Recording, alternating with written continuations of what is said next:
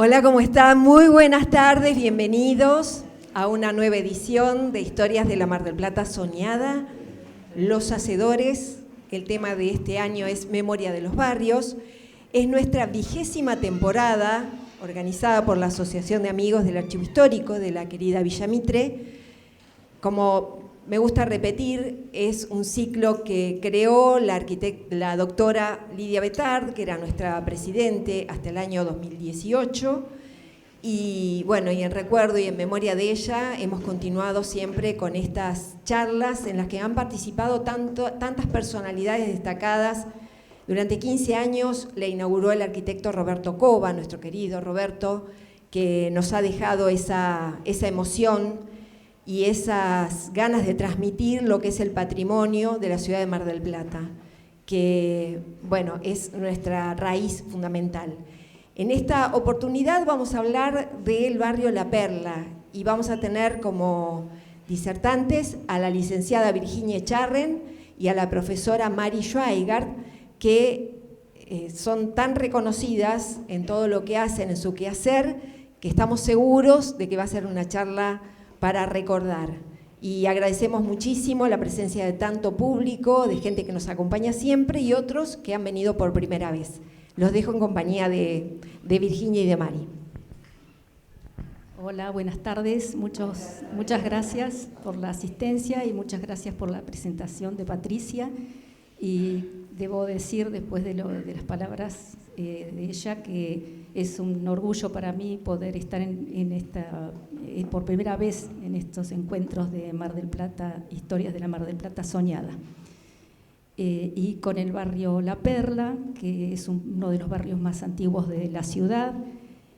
Sé que hay muchos vecinos de La Perla que están hoy en la charla, así que ojalá que tengamos tiempo y oportunidad para escuchar muchas de las memorias y testimonios de los vecinos de La Perla. Para esta charla con Mari también es un orgullo compartir con ella, la conozco hace muchos años, compartimos un taller en el PUAM, en el programa de adultos mayores, un taller de patrimonio y bueno, continuamos ya más allá de la relación docente-alumno, creo que compartimos una amistad y un cariño especial por la historia de Mar del Plata. Hemos decidido dividir la charla en dos partes. Yo voy a hacer una presentación general fundamentalmente va a tratar lo mío sobre por qué La Perla se llama la playa de los marplatenses. Y después ella va a hablar de una perla dentro de La Perla, que es el INE, que me parece un tema significativo porque en una ciudad que pierde su patrimonio, y lo asistimos a diario, todo lo que está pasando especialmente en la zona de, digamos, la terminal, por decirlo de alguna manera, hay una perla que se preserva, que es este patrimonio sanitario que está y que ella nos va a hablar del INE, donde tuvo oportunidad el Hospital de Sanatorio Marítimo, donde tuvo oportunidad de trabajar durante varios años, unos cuantos. Bueno, Mari, como todos conocen, los que la conocen, porque es una persona que con mucha participación en todos los temas de patrimonio, nació en el Torreón del Monje. Y yo nací en el barrio El Martillo. O no nací ahí, pero desde muy chica estuve habitando el barrio El Martillo.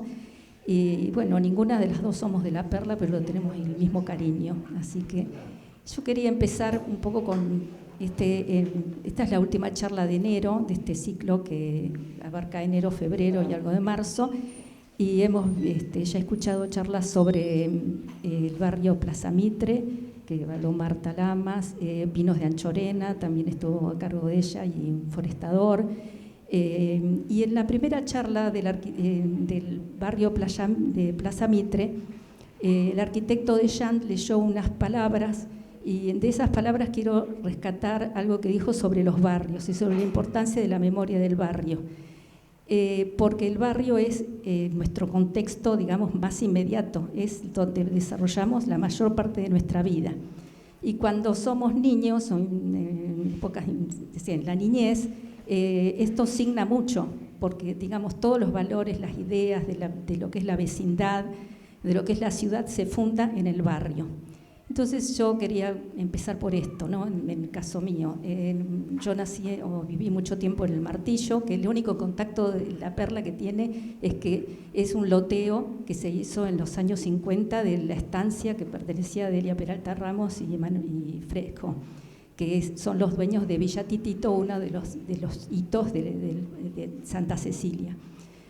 Y bueno, desde allí llegué al centro por primera vez, esto lo cuento mucho, lo he contado en muchos encuentros con mis alumnos, que mi primer contacto con la ciudad y la primera memoria que tengo es haber ido con mi madre a sacarme el documento de identidad a la Plaza Mitre, creo que era en San Luis y Colón, y pasamos por la Plaza Mitre y pasamos por el Colegio Nacional. Y yo, cuando vi el Colegio Nacional, dije, yo acá quiero estar. Ese es mi primer recuerdo patrimonial. Y después conocí la ciudad a través de mi profesión de guía de turismo. Yo me recibí de guía de turismo y en el año 1977 entré a la dirección de turismo y allí hice mi primera visita guiada. Y bueno, te largaban así con lo que supieras. Yo había preparado mi visita, entonces ahí tuve contacto con La Perla. Entonces yo quería, antes de entrar en algunas fotos que traje antes de la exposición de Mari, que va a ser bastante abundante en fotos, quería que me acompañaran con el recuerdo. Imaginen Mar del Plata, 1977, verano, la excursión salía de la Manzana 115, entonces yo sé que ahora el paisaje es mucho memoria, pero mucha actualidad, entonces uno conoce esos senderos. La excursión partía del casino, Manzana 115, ahora está la Plaza del Milenio, ya me van a ir dictando. Seguía por el Boulevard Marítimo hasta donde ahora está el puente. El puente, por supuesto, no existía. Estábamos en Punta Iglesias. Ahí recordábamos toda la fundación de Mar del Plata, el Saladero. Después seguía por el Paseo Adolfo Dávila y es esa senda media rinconada que hay entre ese borde, entre la barranca de piedra y el mar. Y ahí se llegaba a la calle Balcarce, que vamos a recordar. Subimos por ese lugar ahora mismo también y llegábamos a la luz. Para mí era la luz, todo el mar, la perla y ese paisaje que caracteriza la perla desde lo geográfico, que es lo plano. Vieron que en la perla uno puede transitar con el auto y es plano, no hay colinas.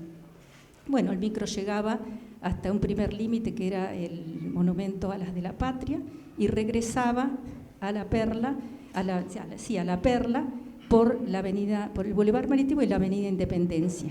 Entonces allí hasta la Avenida Independencia tenemos un poco los límites de este barrio, ¿no es cierto?, entre el mar, la Plaza España y el borde de la Avenida Independencia que une con el barrio El Martillo, ¿sí? Yo paso por Mar del Plata, Lurio y Independencia y miro hacia el oeste y busco mi barrio. Esta era, después el circuito seguía por la Avenida Colón, Las Lomas, Los Troncos, Playa Grande, hasta el Mirador. Entonces ahí nosotros lo que quería explicar un poquito es este concepto un poco de identidad, mar y bienestar. Identidad, una primera identidad geográfica que le podemos dar a la perla es esto de lo plano y en contraposición o diferente a lo que es todo el barrio de Estela Maris y Los Troncos, donde las lomas, las subidas y las bajadas fueron lo más propicio para crear esa arquitectura pintoresca de principios de siglo y que después se continuó con el chalecito marplatense.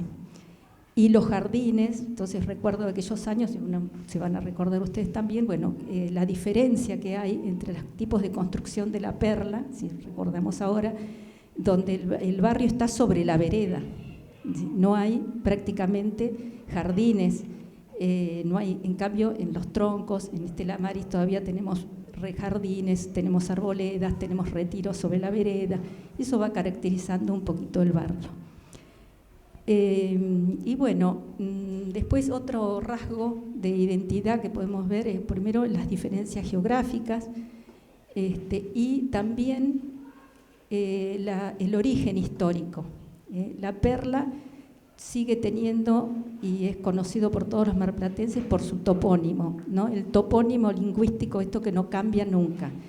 La Perla Playa se identifica muy marcadamente Mar del Plata como Bristol, y después hay otras playas que van perdiendo sus nombres, ¿no es cierto? Pero el tema del topónimo como patrimonio lingüístico es muy importante.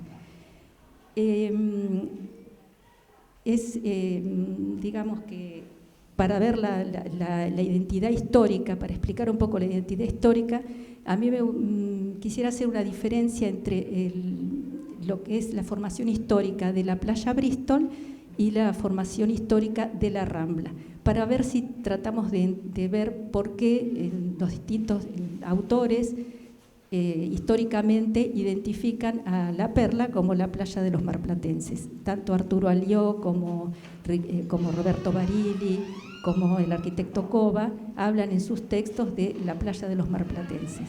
Bueno, entonces la invitación es ahora, con algunas fotos, a descubrir este tema. Acá, en la primera diapositiva que quise compartir, es este óleo, no sé si se ve bien, se distingue, está un poco, es un óleo de Francesco Paolo Parisi, que lo pintó aproximadamente entre 1893 y 1898. Es la playa Bristol y es un óleo donado por la familia Paz Anchorena al Ocean Club Mar del Plata. Creo que por acá está la autora de la foto, la estoy viendo por acá, me parece una visita, Silvia Suárez, creo que la sacaste en una visita que hicimos al Ocean Club. Este óleo está en el Ocean Club, en Pellegrini y Alberti, y muestra el paisaje de la playa Bristol. Vamos a ver por qué puse, aunque la imagen no es muy clara, la puse porque ustedes ven a la derecha una punta, no sé si se alcanza a ver bien nítidamente, pero está la bahía Bristol, una elevación, un cerro, que es el Cerro de la Chacra o la loma de Santa Cecilia, y una porción del cuadro que se ve a la derecha, que es la playa de La Perla. Entonces, históricamente, esta bahía se formó totalmente... A ver, ¿podemos pasar la otra? ¿Se ve más claro acá? ¿Se ve más claro acá? Sí. A ver.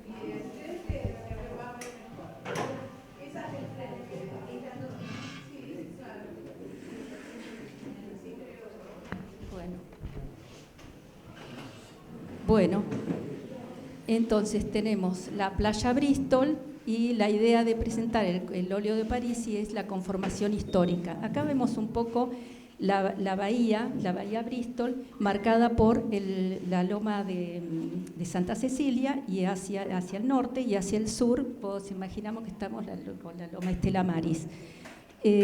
Acá vamos a ver los primeros hoteles, el Gran Hotel de Pedro Luro, el Hotel Bristol, aquí, el Hotel Bristol, el Comedor del Bristol y algunas residencias. Atrás, esta es muy discutible porque Parisi lo firma en 1898, pero vamos a ver un detalle, que es la construcción de la Catedral de Mar del Plata, que para el cuadro nos es útil porque podemos hacer una diferencia entre el esplendor de la catedral, construida entre 1892, desde la piedra fundamental hasta 1920, que duró la construcción, en distintas etapas, y la sencillez de esta capillita que está aquí presidiendo el pueblo, que es la Capilla Santa Cecilia. Y después el cuadro nos permite ver los distintos actores o personajes que habitaban la Rambla. Tenemos por una parte que habitaban la playa Bristol, por una parte abajo en Punta Iglesia, justamente toma el topónimo porque es la punta geográfica desde la cual se puede observar la Capilla Santa Cecilia, el puerto, por acá hay una pequeña embarcación, el arroyo que venía en este sector al pie de la loma, la utilización de la playa como balneario, los primeros balnearios que posiblemente en 1890 es la Rambla Pellegrini, una rambla de madera, y ya cercano a lo que sería hoy Las Toscas, que se llamó Playa de los Pescadores, al pie de la loma del Torreón, que ahora, digamos, la reconocemos como Estela Maris, Los Pescadores. Entonces, por ahí hay unas casillas de pescadores. Entonces, digamos que el espacio históricamente de la playa Bristol fue un espacio complejo y que nos remite generalmente a decir, permíteme el término, muy livianamente, que la Bahía Bristol, o que Mar del Plata en general, a partir de la historia de la Bahía Bristol, con la construcción de la burguesía argentina, o lo que se llamó la aristocracia argentina, a partir de estas construcciones y de la utilización de esta parte de la playa, Mar del Plata es un balneario aristocrático, que su origen fue aristocrático. Pero el arquitecto Cova, por ejemplo, ya tempranamente, hacia 1982, en un libro que es El pintoresquismo marplatense, nos habla de que estas construcciones, estas viviendas que vemos rondando acá, la casa de Arturo Paz, que es el donador del óleo, y otras construcciones que estaban en toda la zona y alrededor de la Plaza Colón, fueron construidas por constructores italianos. Ahí tenemos a Gandolfi, a Fontana, a Cremonte en sus primeros años, todos constructores que trabajaban para las grandes familias, grandes me refiero a nivel económico, familias veraneantes.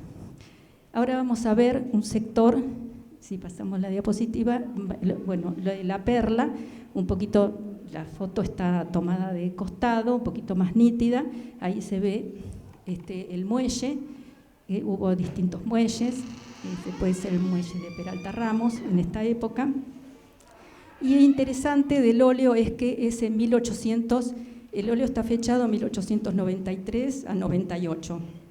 En el ángulo inferior de aquí, en este sector, aparece una fecha que está bastante diluida, pero dice 93 o 98. ¿Y qué pasaba en la Perla en esa época? Entonces tenemos pasamos. Esta es una imagen que después Mari la va a retomar, que es la Perla más o menos en 1894. O sea, aquel lugar que estaba totalmente construido, vemos que recién se empieza a originar el barrio en esta playa, con el primer balneario, que es de 1888, de Martínez Mina, el San Sebastián argentino. Antes habían estado la familia Carbone con la Estrella del Norte, todos es entre 1885 y 1890. Cuando hicimos el recorrido de la visita guiada, imaginaria, hay que decir que otra característica que tiene el partido de General Pueyrredón, y específicamente Mar del Plata, y que a veces los marplatenses no estamos tan conscientes de esa geografía, es que en pocos kilómetros de costa, supongan unos 30 kilómetros podemos quedar entre el norte y las playas del sur, en pocos kilómetros urbanos se desarrolla un tipo de geografía muy diversa. Entonces nosotros tenemos barrancas de poca altura, como la Perla, que es lo que estamos viendo en la foto, playa muy angosta, una barranca que no superará los 5 metros de altura, y después el terreno plano. Después tenemos roquedales, por ejemplo, en Mar del Plata, las rocas de Punta Iglesia, el roquedal del Torreón del Monje, después aparece nuevamente en Playa Chica, y entre roca y roca están esas hondonadas, o esas, digamos, lugares más planos donde aparecen playas de arena fina. En cambio, la Perla tenía una playa angosta y de playa tosca o de arena bastante gruesa. Según algunos, la geografía, tampoco la playa, por su ubicación, fue una playa que tuviera mucho recambio de arena, ya históricamente. Acá vamos a ver, no se ve en la foto, pero si esta foto la ven en alguna, a ver, vamos, sí, no, la anterior, a ver. Vamos. Por acá, el barrio La Perla, lo vamos a ver en el plan, hay como una especie de pequeño puentecito, que es uno de los arroyos que se surcan en esta zona, y que posiblemente, fíjense, aquí hay como una especie de abertura que puede ser la desembocadura del arroyo. hay una primera maestra, Adelina Funes Méndez de Millán, que hace un recorrido de paisaje. Ella recuerda a sus 80 años, más o menos debe ser 1960, cuando llega con los padres en 1877 y relata en un cuento que está en el libro de Barilli, testimoniado, que relata cómo era el pueblo en 1877, 1880. Y ella dice, iba por la Perla, subiendo la loma, y llego al arroyo El Cardalito, donde hay un puente y el agua del arroyo cae en cascada hacia la playa La Perla, ¿no? Entonces, con esta imagen podemos pasar a la segunda. Acá tenemos un plano que está, es una reproducción del libro de Conquistas y Desafíos de la playa, Conquistas y Desafíos de la Naturaleza Costera, las prácticas balnearias en el sector norte de la ciudad, de Graciela Zupa. Bueno, acá tenemos un detalle de la traza y vemos la cuadrícula de Chaperouge y el arroyo El Cardalito, ¿sí? La Plaza España. Bueno, sobre las plazas marplatenses, acá tenemos la experta, así que Marta Lamas, siempre nos deleita con sus relatos y narraciones sobre las plazas. Y yo lo que quería agregar, que después de la lectura de su libro, lo que uno se da cuenta es lo adelantado. Vieron que Patricio Peralta Ramos tiene sus críticas respecto a cuál fue su impulso para fundar Mar del Plata, para después lotear Mar del Plata, lotear los campos y demás. Pero hay que distinguir que entre él y Chaperouge hicieron el diseño de la ciudad a través de un plano, y que en ese plano las 7 plazas nos están revelando que tenían una gran fe y esperanza de que Mar del Plata iba a ser una ciudad moderna. Una ciudad moderna no solamente desde el trazado, sino moderna desde el punto de vista del impulso que va a tener el poblamiento de los distintos barrios. Entonces, fíjense, en este sector norte, en la misma época que tenemos el afincamiento, digamos, de la Bristol, imaginen este plano en esa época con la foto anterior y una plaza ahí. Una plaza que directamente estaba en el medio del campo, pero esta gente, estos hombres pensaron que esto iba a convocar una gran vecindad. Y la plaza, como el barrio, es la vecindad, es la cultura urbana, es las formas urbanas, son las leyes urbanas, las normas urbanas, la convivencia urbana. Ya no se está más en el campo, entre peones, entre dueños y peones, sino estamos con habitantes que son ciudadanos de una ciudad y corresponsables de esa ciudad. Entonces, me parece importante destacar esto.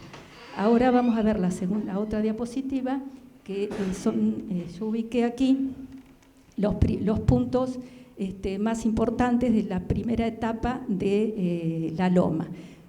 No dije, pero bueno, todos yo propongo que la Perla empieza en la Loma Santa Cecilia. O sea, la Loma es una barrera, de alguna manera natural, que separa el centro de la ciudad, el microcentro, de la sección que se llama sección norte. Entonces, todo este barrio empieza su desarrollo a partir de estos elementos que están aquí. Primero está la Escuela Rural San José. Fíjense, la Escuela Rural San José de 1870. Hay que reconocer que la primera institución fundante de Mar del Plata es la escuela, junto al arroyo. Hay algunas anécdotas que se registraron en las actas municipales, que este terreno lo dona Peralta Ramos, pero no tenía muchas condiciones como para ser habitado. Y justamente porque acá este planito dice Sanjón del Cardalito, Sanjón, no arroyo, ¿sí? O sea, una profunda, digamos, herida ahí en esa zona. Después tenemos la Capilla Santa Cecilia, en 9 de julio y 9 de Córdoba, entre 9 de julio y 3 de febrero. Después tenemos estos puntos rojos, son los terrenos que compró el Ferrocarril Sur cuando se decide que va a llegar a Mar del Plata el ferrocarril. Los dueños del ferrocarril, los gerentes del ferrocarril, compran el ferrocarril compra para sus gerentes estos terrenos, ¿sí? Y acá se instalan las primeras viviendas. Esta es la calle Libertad, esta es la calle Balcarce, esta es 11 de septiembre. Después tenemos acá estas viviendas, estos números celestes, que son viviendas que después vamos a ver en el plano. Una es Villa Tati, la otra es la vivienda es Villa Titito y la residencia de Doblas, que son todas viviendas que se construyeron, o sea, todo este plano correspondería a la etapa de entre 1888 hasta 1910, más o menos. Y hay una casa que descubrí hace poquito, coincido con algunos de los expositores del ciclo que dicen, bueno, la semana pasada descubrí tal cosa. Bueno, porque uno empieza a repasar y de acuerdo a lo que uno va a emprender, encuentra datos que pueden ser significativos. ¿Qué casa está acá? En 1887 llega una persona que tiene relación con este museo. Llega el padre de Roberto Barilli, con un hijo ya casado con su esposa, Barilli de Barilli, y llega con su hijo y compran en 1800, es un constructor, y compra en 1887 un amplio lote en 11 de septiembre entre Catamarca y Rioja, y construye 3 casas con dos nombres de sus hijas, Amelia, Antonia, y en el medio un chalet que se llamó Mi Casita. Sería re lindo saber cuándo los Barilli decidieron demoler esto. Ahora acá hay 3 edificios. Fui, por supuesto, porque quería saber, tener un rastro, capaz que uno de los edificios se llamaba Antonia, no sé, Barilli, algo, pero no. Entonces tenemos esto aquí. Después vamos a retomar la casa de Barilli en otras partes, en otras zonas de la Perla. A ver, seguimos. Bueno, esta es una postal que entre todas las postales y las vistas de la playa es la que más me gustó porque tiene esa dedicatoria. Es una postal circulada en 1908 que muestra la perla, y yo les pregunto, si no estuviera esto que dice la perla, el sitio puede no decir nada. Es una playa de cualquier parte del mundo, ¿no es cierto? Entonces a mí me gustó esto porque uno lo conoce por el entorno, y eso es un poco que nos remite al tema de la identidad. Uno conoce algunos elementos que aparecen ahí. La playa puede ser una playa, y repito, de cualquier parte del mundo, pero el entorno, fíjense, tenemos acá uno que es la capilla Santa Cecilia, ya conocemos que es nuestra. Después tenemos una construcción que todavía subsiste, que es lo que ahora está, donde está el Café Storni, la casa de Antero Carrasco. Está Doblas, también por allá, de Julio Doblas, de 1909. Y tenemos esta que sería el perfil, digamos, el perfil abierto, le puedo llamar yo, donde termina donde la loma de Estela Maris se desploma en el mar con este frente de roca, que sería ahora el Santa Cecilia, donde se desploma ahora el Paseo Dávila. Y después tenemos, no me voy a poder acordar y voy a ponerme los anteojos a ver si puedo leer la dedicatoria. Dice: lejos o cerca de ti, en el tormento o en la calma, siempre guardará en mi alma un recuerdo para ti. Mis inseparables amigas, Ana, ¿no? Es esta postal. Y a mí me gustó para destacar algo que tenemos de la identidad marplatense y que le damos bastante poca, no sé, valor o poca descripción, que es la relación que tenemos con el mar y con el sentimiento que nos provoca el mar. Fíjense que casi todas las emociones humanas se relacionan con algo que nosotros también podemos decir del mar. Estoy en calma, estoy tormentosa, me atormenta tal cosa, qué placidez, qué serenidad. Todo se puede aplicar al mar, es como una metáfora, una metonimia que podemos tener. Y entonces por esto me gustó la postal, para focalizar este tema. Después vemos la gente en la playa. No sé si tendré tiempo, pero otro juego que me gustaría hacer es, si todos recuerdan, las sensaciones, lo sensorial que tenemos en una playa, donde se ponen en juego, como ningún otro paisaje, todos nuestros sentidos, ¿sí? A ver si podemos ir. El tacto, ¿qué imagen táctil recuerdan en este momento en la playa. La arena, el calor de la arena, llegar a una playa al mediodía cuando se te queman los pies, el sabor del agua. ¿Qué me dicen de los sonidos? El ruido del mar, el ruido de los vendedores ambulantes y algo muy importante en la playa que sucedía acá, en La Perla y en toda playa, el cotilleo le llamo yo. ¿Quién no chusmeó y cotilló en la playa? ¿No es cierto? Hablamos de cualquier tema en la playa y escuchar conversaciones parciales de la gente que se pone al lado nuestro es sensacional, no hay otra sensación. El mate, el descanso, bueno, el reposo. Y además la playa, vamos a lo concreto, antes que Mari me mate, por el tiempo, que es acá en un sandolín, que es un adminículo, un bote que fue particular de La Perla, que era un bote de salvataje que tenían los de La Perla, y acá dice La Perla. Y está el primer, estimo yo entonces, que este es el primer hotel. Yo había mencionado que estuvieron el Hotel La Estrella del Norte, el San Sebastián Argentino, de Carboni y de Martínez Mina, y en el año 1892 Vivot, Alfredo Martínez Vivot, un vecino de La Perla, decide invertir en un hotel en La Perla y construye el Hotel de Madera La Perla, que llegó a tener 100 habitaciones.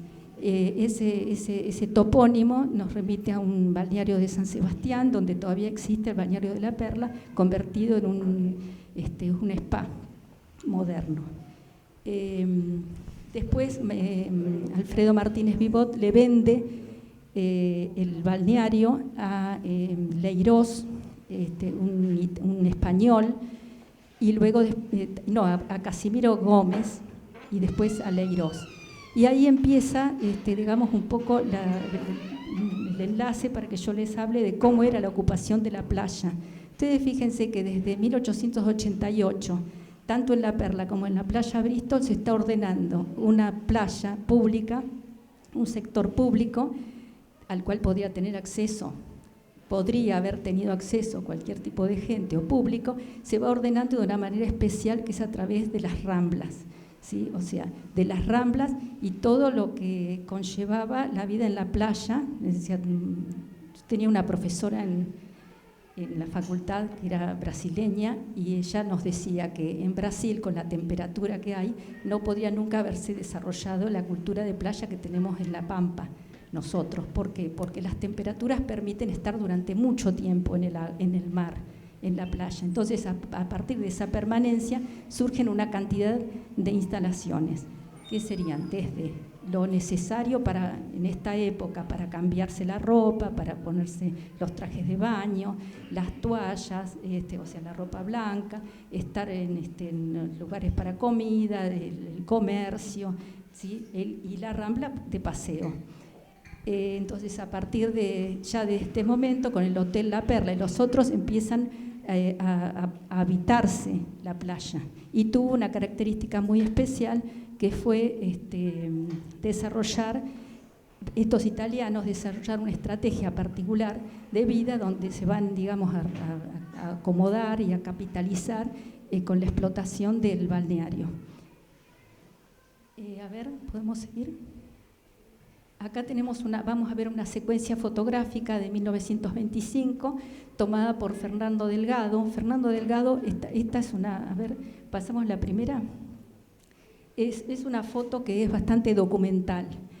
Posiblemente, Fernando Delgado fue uno de los propietarios de la librería Rey, junto con Rey, que fue el fundador, Montijo y Fernando Delgado, que hacia esta época, ya 1925, ya trabajaba de fotógrafo. Bueno, yo digo la librería Rey porque como si todo el mundo la conociera, que fue una librería de las más famosas, que tuvo más emblemáticas. Si no fue la primera, fue la segunda. Hay una discusión si es Pío Pérez o la librería Rey, pero bueno, una de las primeras que que se establecieron en Mar del Plata. Y fundamental porque el estudio la librería tenía estudio fotográfico y se producían las postales. Allá tengo la experta, estoy acosada, allá está la experta de postales y de fotografías. Bueno, acá tenemos esa foto documental. Yo no sé si podré leer, en el año 1923, ¿sí? 1925 estamos, en 1923, cuando Mar del Plata cumplía 50 años, Elvira Aldao de Díaz, una de las primeras escritoras argentinas, publica un libro, Los veraneos marplatenses. Fíjense que en 1923 esta señora estaba sentada en la playa Bristol, posiblemente en alguna confitería de la Bristol, rodeada de gente de su clase, digamos, social. Y ella decide escribir este libro y habla sobre la perla. Entonces yo les voy a leer un pequeño, a ver si coincido con me encuentro con mis anteojos. Dice así Elvira. Escribió una breve descripción de la perla. En sus veraneos marplatenses, ella tomó como epicentro el barrio de la Capilla Santa Cecilia y dice: y en esa loma, completamente poblada ahora, se dilató la barriada de la Perla, con dimensiones de otro pueblo. Todo ese enorme barrio, aunque tiene construcciones de primer orden, se diferencia con carácter propio del conjunto de Mar del Plata. Más que una extensión de parece un pueblo contiguo. Especialmente las dos ramblas son dos mundos opuestos. Si en la magnífica Bristol se mezclan la aristocracia y el comercio, en la Perla todo es modesto. El curioso hotel primitivo y los nuevos hoteles, los negocios, la rambla de madera y la concurrencia que habita las casillas de baño transformadas en alojamiento. Puede decirse que ahí se veranea sobre las olas y se vive ante un público de paseantes pertenecientes todos a ese pequeño mundo. Así, doña Elvira, Cova tenía algo que Cova ha escrito mucho. Yo me gusta mucho. Yo no me considero ni historiadora ni investigadora. A mí me gusta leer mucho y leo mucho textos antiguos. Y leo bastante de los distintos autores. Cova es uno de los que más escribió, no solamente por la cantidad de volúmenes, sino que tiene publicaciones a lo largo del tiempo, en distintas épocas. Empieza a publicar en 1968 hasta el 2006 o 2010, que publica su último libro. Y él en algunos libros pone algunas cosas y en otros. Depende del movimiento, yo pienso que del momento político-social que se veía. En algunos libros dice la sorda Aldao. Parece que afinaba mucho la sorda Aldao con sus distintos cotilleos. Y así describió la perla. Acá vemos la primera parte de la secuencia, que son los balnearios, la construcción sobre pilotes, distintos lugares, que algunos podían ser había hoteles, había comercios, había restaurantes, había balnearios. Balneario me refiero a piletas, y lugares para, establecimientos sanitarios. Y atrás, bueno, tenemos otra vez más nítido la casa de Doblas, de Julio Doblas, que es de 1909, que yo les había indicado en la diapositiva del plano, y esta casa que es de Carlos de Irigoyen, de 1917, que fue una construcción realizada por Manelli Lemi, ¿sí? Y acá, bueno, no tengo mucho más tiempo para extenderme, pero muchos de las familias que estuvieron a cargo de los balnearios de la Perla se fueron, buscando otras estrategias para pasar el invierno. No solamente se vivía en verano, sino que había que estar en Mar del Plata en los crudos inviernos. Y muchos se dedicaron a la construcción. Entonces ahí aparecen las uniones de distintas familias. En este caso Manelli Lemi, dedicado a la construcción. Después tenemos la casa otra vez, la que se preserva, y la capilla, Storni. Bueno, seguimos. Acá tenemos otra casa, después vamos a ver un chalet en Ventafrida, allá tenemos otro Ventafrida, Francisco Ventafrida, y acá tenemos las construcciones de madera también. Yo creo que me había olvidado de decir que el Hotel La Perla, el primitivo, se desapareció, pero no producto de un incendio, sino producto de una ola. Hubo una ola, maremoto, dicen, pero yo pienso que fue algo, hace poco vivimos un fenómeno parecido, una gran ola que arrasó toda la costa y se llevó el hotel, 1916. Vamos con otras construcciones. Allá está en Balcarce, Ventafrida, 1900, bueno, me van a perdonar, no sé si es 1905, 1910, más o menos la primera parte del siglo, el chalet del Commendatore Ventafrida, que fue tan característico, o es tan característico para identificar las fotos en Balcarce y Boulevard Marítimo. Seguimos. Y acá ya llegamos a la última extensión. Este puede haber sido la localización del primitivo La Perla, ya es otro establecimiento, y ya pasando la calle Chacabuco. Hoy La Perla tiene desde, digamos, la bajada de Balcarce y un poquito más hacia el norte hasta Padre Cardiel, es lo que dice el límite de La Perla. Acá estaríamos casi en Chacabuco. En 1925 hubo un detalle muy importante dentro de la historia de La Perla, que fue los proyectos que tuvo el gobierno socialista. Ustedes saben que en 1920 Mar del Plata estuvo gobernada atípicamente, digo, por los socialistas, Bronzini, Fava, Rufino Inda, que se fueron alternando durante estos 10 años,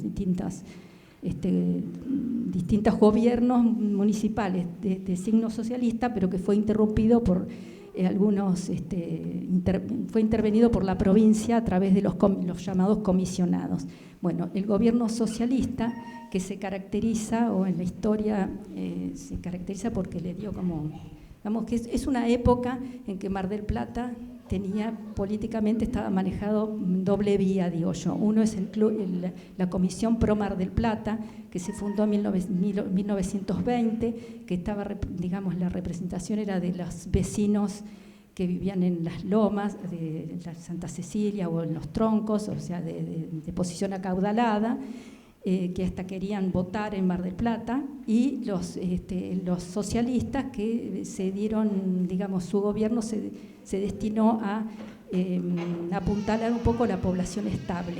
Entonces, para el socialismo, dentro del ideario socialista, la recreación era muy importante porque era, digamos, uno de los mecanismos de educación. Acá voy a mirar a Leticia Lanfranconi. Los socialistas tenían este rasgo, digamos. Entonces, una de las obras socialistas que no se llevó a cabo, que empezó en 1927, fue la creación del balneario municipal. El balneario municipal tenía insólitamente un proyecto que era, abajo de la calle Chacabuco, escuchen, hacer un túnel que fuera hasta la playa. ¿Sí? Ahora que se realizó, ahora en estos últimos años, ya tenemos el estacionamiento ahí. Y un balneario municipal que justamente promoviera y adecuara la vida en la playa del pueblo marplatense que asistía a esos balnearios. Una playa que, por lo que vimos en esta foto, no se caracterizó demasiado a veces por la higiene o la pulcritud, o sea, porque digamos que eran unas construcciones bastante abigarradas, ¿no es cierto? Entonces siempre se preocupaban por hacer inspecciones, que fuera higiénica, en una época que el higienismo tenía mucho que ver, o sea, mucho para opinar. Y bueno, los socialistas entonces intentan hacer este balneario municipal que no se pudo llevar a cabo. A ver qué sigue. Acá tengo para ir ya concluyendo un poco mi exposición. Ahora en la calle Chacabuco vamos a ver unas fotos actuales. En la calle Chacabuco se encuentra esta escultura que es Contemplando la Eternidad, de Marta Minujín, realizada en el año 2003, que es un poco un tributo a el nuevo milenio. Es una donación, se hizo un concurso público, el Colegio de Martilleros y el Departamento Judicial Mar del Plata, con apoyo de la provincia de Buenos Aires, hicieron un concurso público, ganó Marta Minujín, se hizo esta escultura, el hombre que se trasciende a sí mismo. Son 3 figuras cicládicas: imaginación, invento, idea, y es un monumento que está realizado en mármol, en piedra, en cemento, hierro y unos triturados, tiene un nombre especial, pero es un triturado de mármol. Y abajo tiene las llaves. Se hizo justamente haciendo una recolecta de llaves y demás, pero son figuras, dice que hay una representación de 3 figuras cicládicas que están inspiradas en el arte cicládico griego del mar Egeo, donde se representa lo femenino. Siempre las figuras cicládicas son pequeñas figuritas que están en lugares de enterratorios, o son lugares funerarios donde se rinde culto a la mujer y algunas al embarazo, ¿sí? Y entonces ella toma estas figuras. Como Marta Minujín me dice a mí, que es imaginación, invento, idea, yo la traje porque es ineludible que cuando uno habla de la perla piense en Alfonsín Storni, y justamente este monumento, que es del Colegio del Martillero, ellos no dicen nada, pero están en el lugar donde la proyección de Chacabuco y Boulevard Marítimo coincide con la escollera que transitó Alfonsín Storni en sus últimos momentos. Entonces a mí me gusta, contemplando la eternidad, evocar a Alfonsín Storni con esta escultura, que es magnífica. Sí. Claro.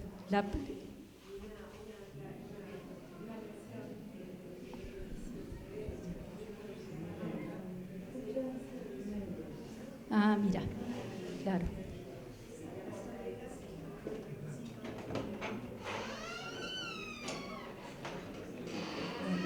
Entonces acá, ¿querés? ¿Querés?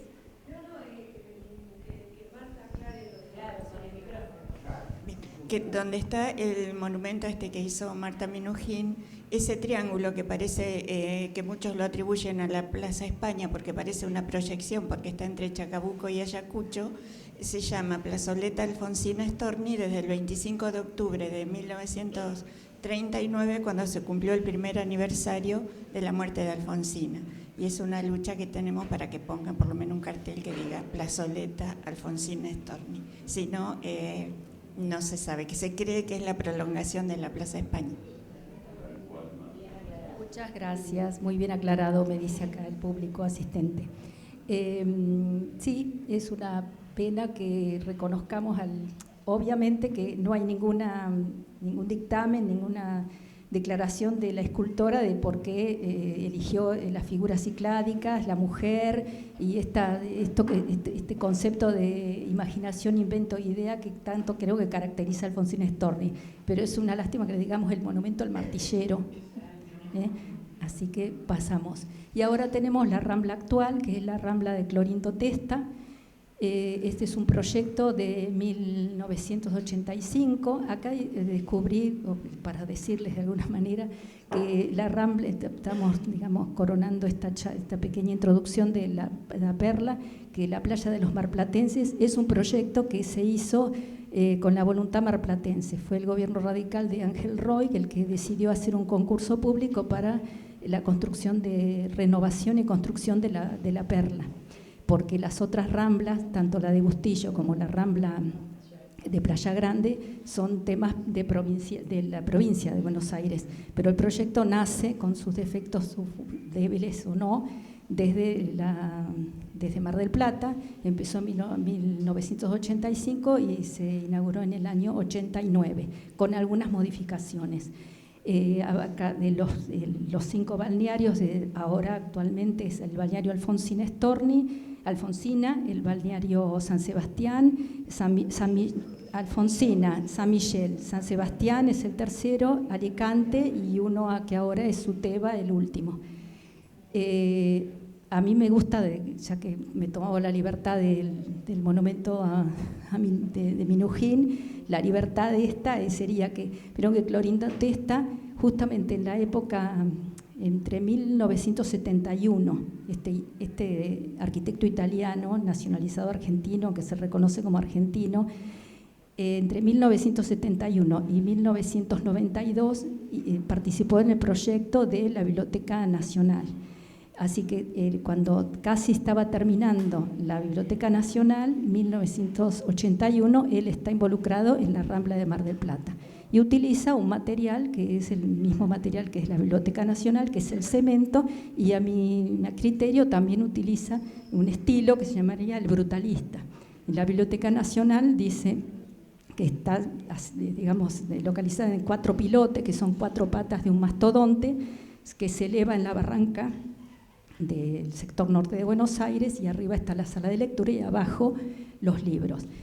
El otro día estuvimos paseando con mi marido por la Rambla La Perla, entonces entramos por el balneario de Suteba y recorrimos toda la parte baja. Toda la parte baja de La Perla no se ve desde todo el mundo de playa de La Perla, es un mundo subterráneo. Uno puede pasear por la Rambla La Perla arriba y ni imagina lo que hay abajo. Lo único que ve son los toldos y la gente bañándose, pero abajo es todo el mundo que se fundó, digamos, a principios de siglo con el uso de la playa de los marplatenses, y creo que se impuso ese uso a todos los balnearios de la provincia de Buenos Aires. Balneario, comercio, comida, baños sanitarios y demás. Bueno, podríamos hablar de que también es nuestro propio mastodonte, algunos capaz que coinciden, otros no, brutalista, parece un animal prehistórico que aparte lo bueno lo que tiene es que uno camina por la vereda de La Perla y se puede ir metiendo por los distintos recovecos, propone introducirse por esos caminos que pueden ser escaleras o puede ser rampa para ir transitando los distintos niveles hasta llegar a la arena. Bueno, a ver la última. Acá tenemos un plano de Camuso del año 1935, donde se ve todo el sector de La Perla. A ver, se ven, acá está el paseo Adolfo Dávila, el Parque Irigaray, que es la zona verde que empieza a parquizar en 1930 aproximadamente. La Rambla tuvo una explanada, no puedo olvidarme de la explanada que comunica el sector de la Bristol con el barrio, que es la explanada norte, que comenzó en 1909, que es de Carlos Taís, el que sería la parte, lo que reconocemos ahora como la parte alta de La Perla. Acá tenemos la loma de Santa Cecilia, la parte que está más oscura son manzanas que están ya consolidadas con construcciones, y la parte rosa que tiene todavía algunos sectores libres, digamos, terrenos baldíos. Esta es la Plaza España, acá está la Plaza de Alfonsín Storni, la Plaza Alfonsín Storni de Chacabuco, y ven, fíjense, todo lo que está, tenemos 2 plazas en el sector, que es la Plaza España, la Plaza Pueyrredón, la Plaza Pueyrredón, que es donde se va a consolidar el barrio, está todo en 1935, totalmente grisado, o sea que ya está todo ocupado esta parte del barrio. Y después tenemos el plano, marca el Instituto Peralta Ramos y el INE. Estos emprendedores comenzaban su vida en la playa con los distintos balnearios, pero después iban extendiendo al barrio. Entonces los Carboni, que tenían el Hotel Carboni en La Perla, gracias por hacerme acordar, tuvieron su primer hotel en tierra firme en Salta y Libertad. Al lado, o sea, en Salta y Libertad están las Fioritas famosas, en la otra cuadra, ahí cruzando la calle, hay un edificio ahora, y estuvo el Hotel Carboni, ya digo, el primero, digamos, el segundo. Algunos Carboni vivían en casillas de madera traídas de Inglaterra, en la calle Jujuy y Ayacucho. Claro. Bueno, muchas gracias. Y acá me preguntaba los límites de La Perla. Y mira, hacia el interior se supone que el límite de La Perla es la Plaza Pueyrredón, donde después empieza el barrio Pompeya. Y hacia el norte yo diría que tenemos 2 límites, de acuerdo a cómo lo podemos plantear. O es hasta el Unzué o es al Museo Mar. O sea que, porque hablan de Perla y de Perla Norte, la Perla Playa, Perla Norte. Así que es como algo difuso, ¿no es cierto? Bueno. Ya están considerados los chaveses en Boulevard y Ayacucho. Sí. Después vamos a... ¿Ya está? Ya. Sí. Bueno, ¿y hay muchos vecinos de La Perla en la sala? Además de 1, 2, 3. Sí. Y escudero y marido también, de La Perla. Ahí también. ¿Y de qué zona? ¿Sí? ¿Muchos años? Muy bien. Pues es que yo tengo muchos alumnos que vienen de otras partes del país y muchos cuentan que su primer lugar en Mar del Plata es La Perla. ¿Sí? Tengo cuentos así. Los primeros fríos los pasaron en La Perla. Bueno, sí. Bueno, yo últimas diapositivas, y dejo acá a Mari para que también se presente. Era la casa de Barili, que está frente a la Plaza Pueyrredón. Es una casa que en el año 1944 diseñó y construyó el arquitecto Bustillo, y es una casa que está linda ponerla, no solamente porque hace honor al odónimo del lugar donde estamos, el nombre del archivo, sino también porque permite ver las diferencias topográficas del pintor, cómo la distinta topografía afecta de alguna manera el pintoresquismo marplatense. La casa tiene todos los recursos del pintoresquismo: piedra, madera, los techos a dos aguas, simetría, bueno, un montón de cosas, pero está en un terreno sin jardín y bastante plano.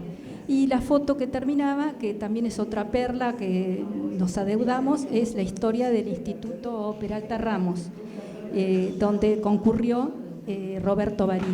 Roberto Barili comenzó a escribir en un periódico escolar del Instituto Peralta Ramos, y después ya desarrolló su tarea de historiador y periodista. El Instituto Peralta Ramos se fundó en 1905 en el microcentro, 9 de Julio y San Luis, y en 1912 y 1913, en plena Belle Époque marplatense, se hace una donación de los Peralta Ramos y donan el terreno y la construcción del colegio y la capilla, que si van a pasear por La Perla, ojalá que sí, después de esta charla, van a ver que es un patrimonio interesantísimo por el estilo de construcción en claustro que tiene el colegio. Sí, tal cual. Bueno, entonces ahora los dejo con Mari, les agradezco muchísimo la atención. Gracias. Gracias.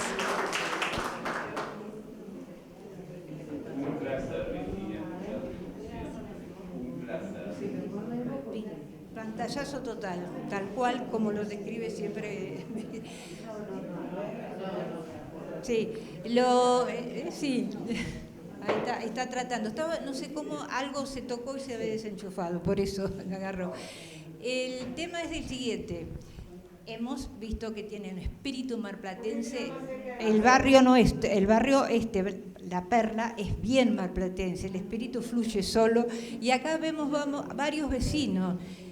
Han crecido, se han criado, algunos se han ido que ir, pero tuvieron la infancia. Era un lugar de pertenencia ese barrio, especialmente, muchos recordarán, en la Plaza Pueyrredón.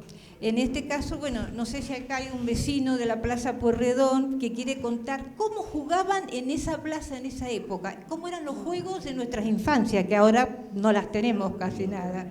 ¿Querés pasar? ¿Eh?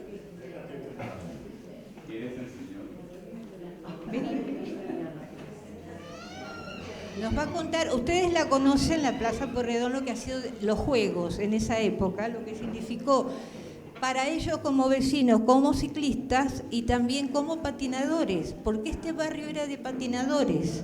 Estuvimos hablando con Nora Vega y ella nos decía que ella practicaba en Plaza España, no en la Plaza Pueyrredón.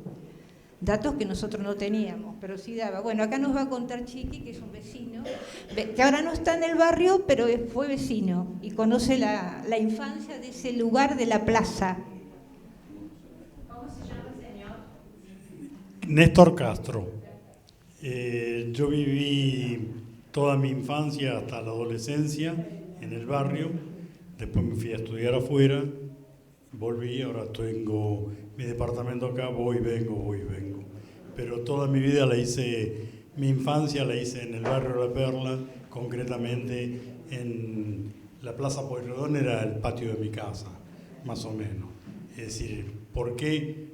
Porque mi padre tenía bicicletería frente a la plaza y yo vivía todo el día ahí, todo el día tirado en la plaza cuando estaba de las 4 manzanas, 3 eran plaza y una era vivero municipal. Sí. 20 de septiembre, sí. Sí. Y bueno, yo de ahí, eso me orientó a mí, por ejemplo, al ciclismo, lo practiqué, pero también practicaba patín y también estaba todo el día en mi patio, que era la plaza. ¿Por qué digo mi patio? Porque la plaza tenía la característica de juntar mucha cantidad de pibes, pero mucha cantidad. Y entonces éramos todos vagos y todos vivíamos en la plaza. Y corríamos con carreras de autitos que yo no las vi en ningún lado. Es decir, que cualquier pibe jugaba con autitos, pero masivamente, como se hacía ahí, no. Es decir, tal es así que teníamos, cada cantero era un circuito como los de turismo de carretera, y cada 1 o 2 veces por año hacíamos el Gran Premio a la vuelta de las 4 manzanas. Y era hermosísimo por la cantidad de pibes que se juntaban. Y así con todos muchos juegos, ¿no? que hacíamos ahí. Por ejemplo, en la época de poda de árboles, se nos daba por el hockey sobre patines. ¿Por qué? Porque de las ramas nos hacíamos los palos para jugar. Y hacíamos sobre Maipú y entre 20 de septiembre y 14 de julio, hacíamos ahí una cancha de hockey sobre patines. No existían los rollers, jugábamos con patines de 4 rueditas y ahí jugamos. Eso era la época de poda por los palos, porque nadie tenía palos de hockey, entonces lo inventábamos nosotros. La plaza era eso, era un centro. Ustedes vieron que hoy la gente la sigue queriendo. No sé por qué tiene tanto atractivo una plaza o tanta unión la plaza con la gente. Pero hoy en día es una plaza que alberga cualquier cantidad de gente. Y en aquella época albergaba cualquier cantidad de pibes, cosa que es muy raro, porque hoy no se ve tanto. Los chicos también, las cosas cambiaron y tienen otras actividades. Pero la realidad es que ahí teníamos todo. Había carreras, por ahí Pompeya organizaba carreras de todo, de bicicleta, de patines, juegos, qué sé yo, pero si no lo hacía Pompeya, lo hacíamos nosotros en la calle, y cortábamos las calles y hacíamos de todo. O sea que era un barrio nuestro, era nuestro patio el barrio. Y hoy cuando hablaban de que el barrio más marplatense, y yo creo que sí, a lo mejor será por el tipo de construcción, porque es un barrio de gente más estable. En cambio hay otros barrios que son de turismo, entonces albergan otro tipo de gente u otro tipo de actividades, pero ahí éramos todos del barrio, Pompeya y La Perla, y nos juntábamos ahí. Después cuando se empezó a desarrollar el patín carrera, que yo era uno de los que andaba en patines, pero yo no me dediqué a correr en patines, me dediqué a correr en bicicleta. Entonces, pero había amigos míos que sí se dedicaron a correr en patines. Uno fue Raúl Escafati. Pero cuando se empezó eso, eran carreras de patín que se hacían en todo el barrio y eran pelotones de 40 o 50 patinadores corriendo por las calles de Mar del Plata. Y ya organizado por la Federación de Patines, eso, ¿no? Pero la realidad es que siempre toda esa actividad pasaba por esa plaza. Entonces era un atractivo permanente. Era hermoso, realmente hermoso. Lo que pasa es que el patín tuvo mucha influencia ahí porque en la calle 20 de septiembre Chacabuco había nacido Raúl Escafati, 20 de septiembre, 7-7. Exacto. Éramos muy amigos, somos muy amigos. Hace poco nos encontramos. Bueno, esa es mi historia. Gracias, Titi. Les tengo que decir que es mi primo. ¿Qué pasa? Porque yo también lo quiero al barrio La Perla, porque cuando era chica los iba a visitar, como él dijo, mi tío, el padre de él, tenía la bicicletería enfrente de la plaza, así que también lo veía cuando era Raúl Escafati, es los recuerdos que uno le queda, y realmente, como dijo él, era el patio. Qué increíble cómo nos queda eso en nuestras vivencias y cómo la sentimos y ya tenemos nuestros años y cómo la recuerda. Bueno, ahora vamos a hacer un cambio totalmente. Nos vamos a ir a un lugar muy típico, que ya lo había señalado Virginia, dentro del barrio. Esto es puntualmente un lugar típico, un lugar patrimonial que está todavía. Decir que en Mar del Plata se conserva todavía un edificio ya es mucho decir, tiene un gran valor. Ustedes ven acá dos imágenes, como dice ahí, son las huellas, donde el tiempo dejó huellas. ¿Cuáles huellas? Ustedes ven, prácticamente, estructuralmente son iguales, pero esta es la que corresponde al INE, actual, estas fotos actuales. Estuve en el mes pasado tratando de actualizar fotos. Esta está justo en la esquina de Ituzaingó y España. Ustedes ven que son prácticamente iguales, pero entre una y otra prácticamente hay 140 años de diferencia. ¿Qué pasa? ¿Por qué? Vamos a ver qué era ese otro edificio que lo tenemos allá. Algunos habrán escuchado el Hotel Alemán, que era en principios de 1880 un emigrante sueco, Augusto Seelander, emprende su viaje aquí a Mar del Plata con su familia y construye este hotel, que era una primera parada de aquellos que venían de Buenos Aires, porque no estaba el ferrocarril todavía, entonces era como un descanso. Bueno, recuerda en unos relatos que tiene Barili, justamente Roberto, que él había hablado con Luis Seelander, que era el hijo, uno de los mayores que había. Él dijo, yo era miembro del Jockey Club, yo nací en 1890 allí. ¿Qué ocurre? Después ya, pasado ya la década de 1890, la avenida del ferrocarril lo deciden vender, se establecen en los campos que tenía Luro, por el paraje El Moro, y allí después terminan en Buenos Aires, todo lo que pudimos averiguar de ellos. Ellos procedían de Hamburgo, estuvieron muchos años en Hamburgo, por eso consideramos que le debe haber puesto ese nombre. Si ustedes ven, fíjense bien, esta es la calle España, vamos por la calle España, miran hacia arriba y quedó descubierto el nombre del Hotel Alemán. Acá también, según se posesionen en una de la calle España, lo pueden ver. Y este está dentro de uno de los patios, se ve también el Hotel Alemán. ¿Por qué surge esto? Entre el 2005 y el 2010 se hicieron remodelaciones en todo el instituto para mantenerlo, reacomodar una serie de espacios que necesitaban justamente una restauración, lo que solemos decir una puesta en valor, considerándolo un patrimonio asistencial.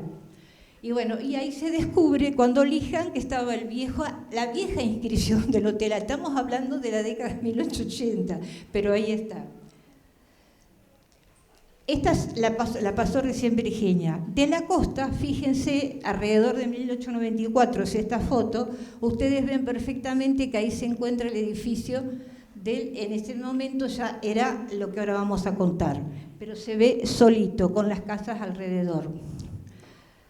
Acá están distribuidas, porque ya las conocen, las instituciones de salud. Tenemos 1893, que sería en ese momento cuando se crea el asilo y hospital marítimo, con varias cuadras hasta la costa. 1909, el UNSUE, y 1918, el Solarium. Bueno, esto ya sabemos, lamentablemente no está. ¿Qué es donde está la canchita de los bomberos? Que están también en un litigio en este momento, algo quieren hacer. Bueno, todo por ahí pasa. Pasa el otro. Bueno, ¿qué pasa? ¿Por qué llegamos a esto? Para contar un poco, bueno, ya sabemos, la Sociedad de Beneficencia existió desde 1823, cuando Bernardino Rivadavia era ministro. siempre se ocuparon de todo lo que significaba la atención a los niños abandonados. Principalmente, fines del siglo XIX, comienza a resaltar más esa intención de acercarse a esa infancia vulnerable, porque teníamos la epidemia, lo que trajo de la fiebre amarilla. Muchos niños quedaron huérfanos, enfermos. ¿Qué pasaba también? En 1882 ya se había descubierto por Robert Koch, que era un médico alemán, el bacilo de la tuberculosis. Los niños estaban enfermos, especialmente con la tuberculosis ósea. Emilio Coni, que es un médico en ese momento totalmente comprometido con la higiene oficial, con la medicina social, le interesaba que esos chicos tuvieran un lugar donde comenzar un tratamiento. El tratamiento, tal vez muchos de ustedes habrán leído, escuchado, de dónde venía. En Europa se practicaba ya los baños de mar, la exposición al sol. Ya estábamos hablando de 100 años atrás, inclusive los primeros, 1800, fines de ese siglo. La intención era justamente traer esto acá. Se elige por la proximidad al mar, porque estaba alejado en ese momento las playas amplias. Era una posibilidad de poder realizar en un edificio, traer primero una colonia de vacaciones. Por eso, en 1893, la Sociedad de Beneficencia lo compra. Tal vez habrán escuchado también que la Sociedad de Beneficencia de alguna manera sus fondos eran por donaciones. Hay imágenes de colectas de niños de 100 años atrás que estaban básicamente en Buenos Aires con sus alcancías. De esa manera, entonces, esta subcomisión llega y compran ese edificio que ya, como les dije, ya la familia Silander ya no le interesaba tener. Era la cercanía, hablan de 300 metros, yo creo que es un poco más de ahí, de la esquina esa hasta la costa. De esa manera surge el asilo y hospital marítimo, porque primero era asilo, colonia de vacaciones, todavía no se estaba todo el año. Esto es como para ubicarnos más o menos en la manzana. Ustedes tienen Ituzaingó, España, acá esta es la esquina donde estaba esa edificación que vimos. Todo tomaba la parte de 20 de septiembre y Ayacucho. Dentro de la manzana estaban las galerías vidriadas, los patios internos, los pabellones de internación. Eso era el primer plano, se puede decir, que tuvo el Hospital Marítimo en esa edificación. Obviamente hubo que adaptarla. En un primer momento las habitaciones se fueron utilizando como salas de internación, como todo. O sea, se remodelaba dentro, pero no se tiraba prácticamente abajo nada. La otra. Acá vemos perfectamente, como para que tengan una idea, lo que eran las galerías vidriadas y el poder que tenían en ese tratamiento. Totalmente vidriadas, que daban a los patios internos. Estaban construidas con grandes y fuertes para el desagüe y unas columnas tremendamente edificadas y bien fortificadas, y ustedes ven el detalle ornamental que tenían también ahí, hasta ese detalle estaba tenido en cuenta. Como para que tengan estas fotos tendrán 10 años más o menos, son propias.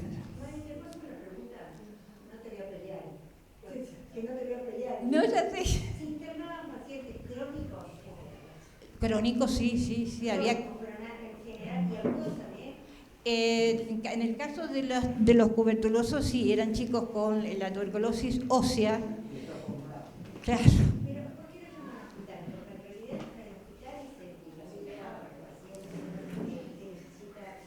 Porque tenían, sí, la internación.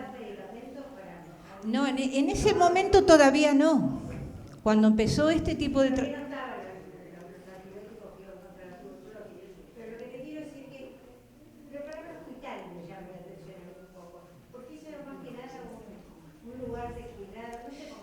Sí, te entiendo lo que vas, pero ellos, como ustedes vieron, lo denominaron asilo hospital marítimo o sanatorio marítimo, lo pueden. Claro, pero ustedes vieron... ¿Qué pasó? anda para atrás. Sí, a eso quería llegar, esa es mi intención. ¿Vas para atrás? Trata de no tocar, así te quedas ahí. Despacito, anda, si no se te... Porque si tocas y es sensible las teclas, ¿viste? Bueno, pero más o menos, ¿no es cierto? Se entiende. Es como para dar una idea. Yo lo que quiero presentar... Las imágenes, seguro alguno la ha visto o ha tenido una visita, las conocen. Pero estaba todo dentro de toda esa manzana en planta baja, porque era fácil acceso para ir, en ese caso, había chiquitos que tuberculosis ósea no les permitía caminar, los llevaban en carritos, por lo tanto tenían que trasladarse de un lado a otro, no podían tener escaleras como para ir desde el patio interno, después a su lugar, a su habitación o a esa sala de internación. Estas imágenes las van a encontrar, pueden estar en internet o por supuesto desde ya pertenecen al Archivo General de la Nación o al Archivo de Sociedad de Beneficencia también. Les comento, hay un libro de la arquitecta Benito París que se llama Patrimonio Asistencial, que se ocupa de todo justamente de las instituciones de salud que hubo en esa primera etapa. Y uno de hace 3 años es el de Adriana Álvarez, Sufrir en la Feliz. También pueden tener más extenso todo esto, que ahora es imposible contar todo. Bueno, eso eran los niñitos que no se podían mover. Necesitaban estar expuestos al sol y que el sol les llegara en una determinada cantidad de tiempo. Era lo que había en ese momento, que podía ayudarlos. Acá ven los carritos. Este es uno de los patios internos.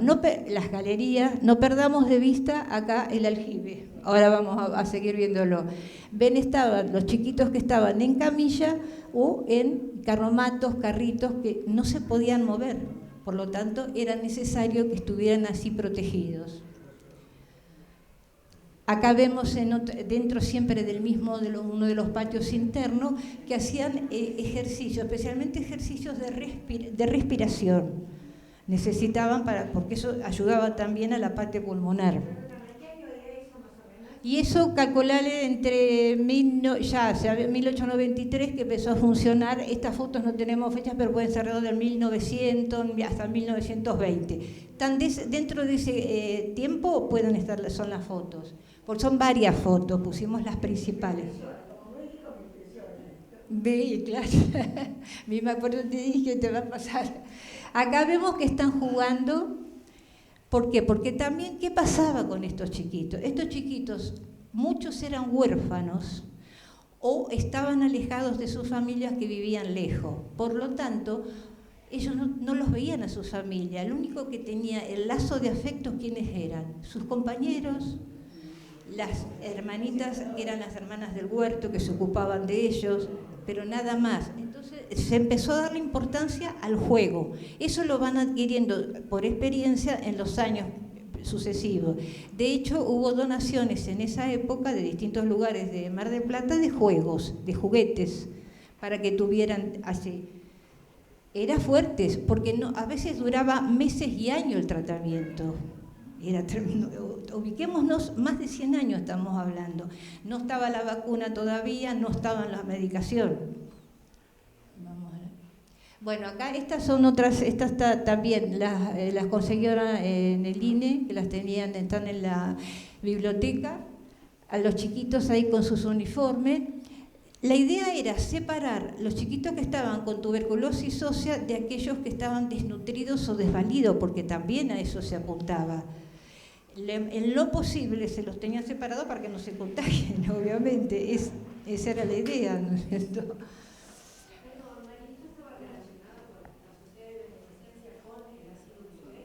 La sociedad de beneficencia, sí. Sí. El asilo Unzué trabajaba de otra manera, porque ahí no había internados enfermos, claro, ya era otra manera, sí, sí. Bueno, esta es también otra foto. Acá tenemos una sala de internación, un pabellón de internación donde está una de las hermanitas también que estaban constantemente al lado de ellos. Les enseñaban también la lectoescritura, por supuesto catequesis, y les enseñaban a leer, por lo menos para que no perdieran eso, todas las posibilidades que tenían. Y esta es una serie acá de las mujeres, porque estaban separados, obviamente.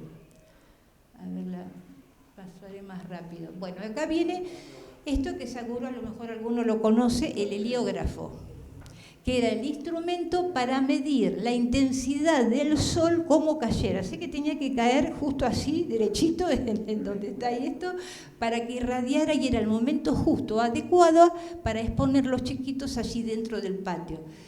Eso es la helioterapia, lo que se conoce como la exposición al sol. Y la talosoterapia, que eran los baños de mar, que eso es lo que había. Una de las que lo trajeron a las familias, que como ya hemos hablado, las familias acaudaladas que viajaban a Europa, hacían estos tratamientos. Era muy común en Brighton, en San Vicente, que veían esto. Por eso también es otra cosa que los viajeros lo fueron trayendo. Acá, por ejemplo, tienen el baño de mar, lo llevaban, lo sumergían y lo volvían a sacar. Tenía que estar enseguida sacarlo y no más de 5 o 6 minutos porque ya era contraproducente. Algunos necesitaban menos porque por ahí estaban más débiles. En el verano, sí, eso es en el verano, sí. Si no te imaginas, se congelan, pobrecito. Este heliógrafo, esta foto es de diciembre, está todavía. Si ustedes van, tienen oportunidad de ir, ahí lo tienen, en uno de los patios. Bueno, acá en la esquina, vamos a otro lugar y comparación. La esquina de España y Ayacucho. Tenemos el primer pabellón de internado justo en esa esquina, ¿viste? Enfrente de tu casa. Y tenemos acá una actual. Usted dice, está igual, o sea, estructuralmente está igual. Lo que se modificó es adentro, de acuerdo a las funciones que se fuera necesario, de acuerdo a la actividad sanitaria que se daba en ese lugar. Por ejemplo, acá esto, que es España, que decíamos donde se veía el cartel. Esto, los primeros consultorios externos se abrieron en 1937. Con los años acá había una puerta para que entrasen directamente los pacientes y no tuviesen que venir directamente por el otro lado, que es la entrada principal en Ituzaingó. Durante muchos años fueron oficinas, la Oficina Central de Estadística, ahí donde yo trabajé, y acá hay una compañera que estuvimos ahí. Venía al archivo de historias clínicas, la mesa de entrada o admisión. Era un grupo excelente. Eso por ahí puedo ser a veces no ser parecer un poco imparcial, pero la atención fundamental era qué es lo que la gente que va a atenderse a un instituto de salud o un lugar de salud va con inquietud, una angustia, con algo. Entonces hay que atenderlos bien y después se hace la derivación correspondiente. ¿Cuántos médicos trabajaban ahí? Exactamente, no sé, porque eran muchos, pocos. Y calcularle cubiertas las 6, 7 consultorios que había, todos los días había. Podía ser, uno le tocaba uno de una cosa, otro atendía otro día. Pero en total alrededor de 15 médicos tenía. Sí. Tal cual lo contás, Mari, porque yo lo conocí. Todo lo que tal cual. Tal cual. Después esa entrada te seguía la primera espacio que era de enfermería y después seguían los consultorios externos y después terminaba en la esquina de Ituzaingó y España era laboratorio. Actualmente, por supuesto, fue cambiando, ahora es todo esto, se cerró esta puerta, se anuló y es todo laboratorio exclusivamente, porque fue evolucionando. Es como, trato de contar lo más rápido posible porque es resumir la historia de un instituto de salud en 130 años. O sea, como en una línea de tiempo, cómo fue evolucionando de acuerdo a las necesidades de la población, a los adelantos médicos. O sea que hay mucho para contar, pero por lo menos que quede el concepto de la evolución que tuvo este lugar. porque los inicios hay que valorarlos, lo que fue el doctor Emilio Conde. Acá, cuando pasó de ser una colonia ya a convertirse en sanatorio o hospital marítimo, se necesitaba un director. Aquí aparece el doctor Juan H. Jara. Exacto, sí. Ahí creo una salita que también tiene su nombre. Sí. El doctor Jara era un joven que se hizo cargo, era la dedicación y el compromiso que tenía este profesional era inigualable. Él, sábado, domingo, feriado, él siempre iba a visitar a sus pacientes. Tenía su casa cerca. He encontrado Chacabuco al 3300 o Ayacucho al 3300. Yo la llegué a ver, María. Bueno, a 3-4 cuadras. Yo la vi, porque la última vez estaba usurpada, se llamaba Las 12 Lenas. Sí, no, ya está demolida. Sí, Las ya. 12 Lenas que estaba en la calle Ayacucho, entre Jujuy y Salta. Eso, ahí. Se le permitía también tener consultorios privados en el centro y también fue colaborador del Hospital Mar del Plata. Eso era tal la inquietud que tenía. Por el hecho de dedicarse tanto y ser director, tenía su propia vivienda. Bueno, este es el monumento que vimos recién, está tal cual en el hall de entrada, es el monumento a Jara. Pues, no da toques porque es sensible. No, sí.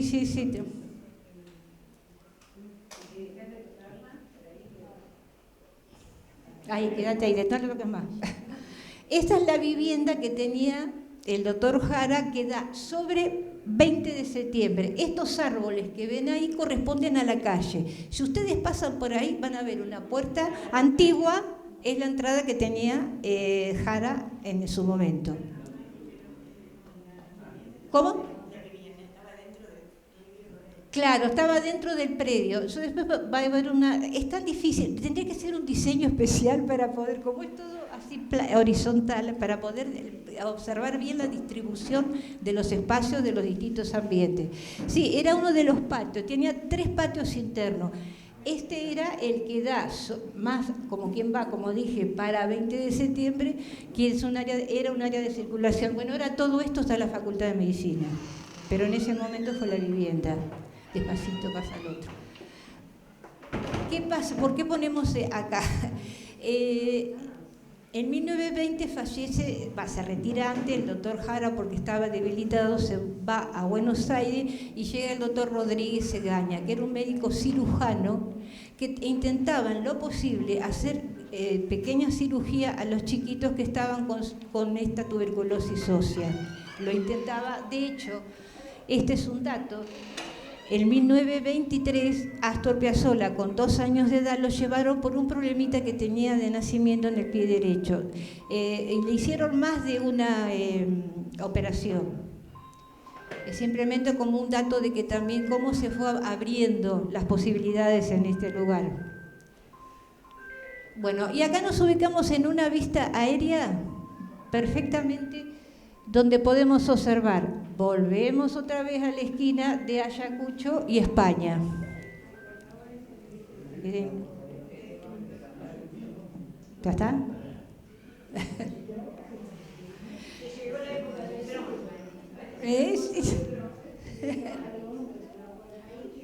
Esta esquina, bueno, la vimos recién.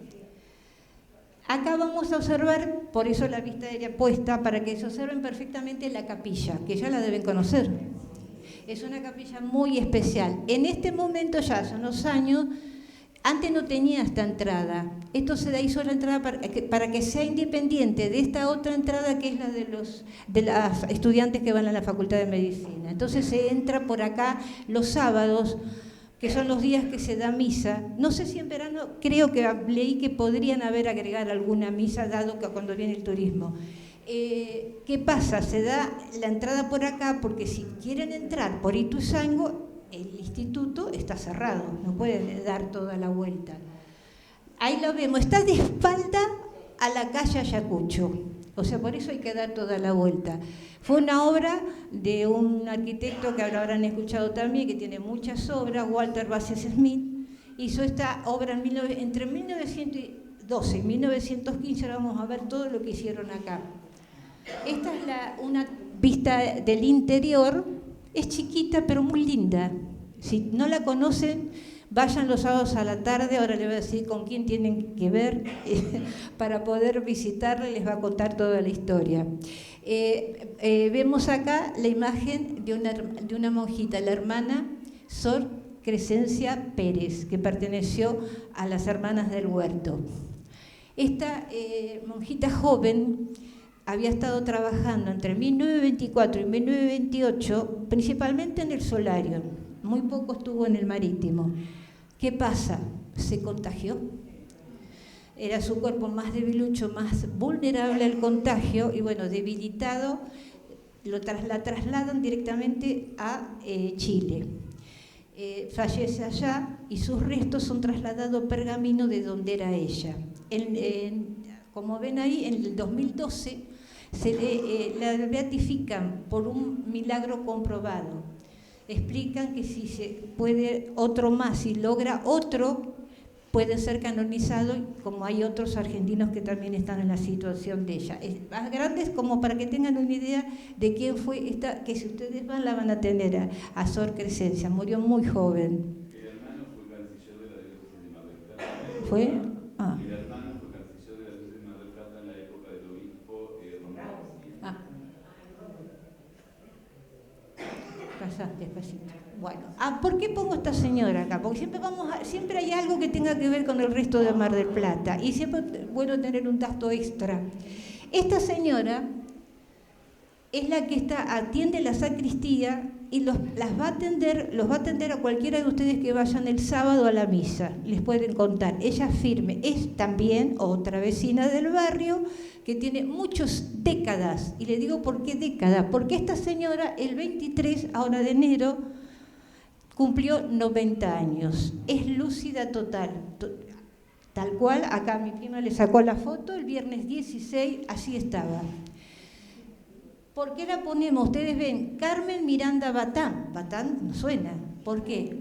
Es nieta de Domingo Batán, el que fundó la localidad de Batán.